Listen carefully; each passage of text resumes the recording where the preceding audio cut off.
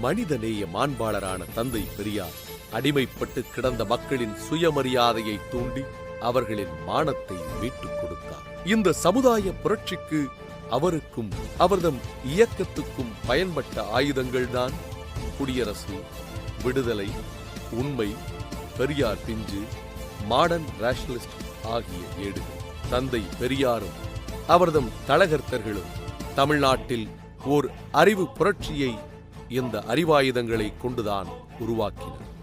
ஒவ்வொரு காலகட்டத்திலும் மக்களை சென்றடையும் ஊடகங்கள் அனைத்தையும் திராவிட இயக்கங்கள் கைக்கொண்டன.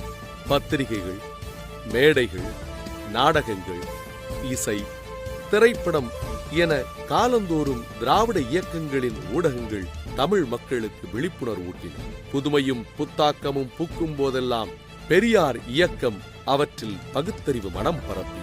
பெரியாரின் சிந்தனை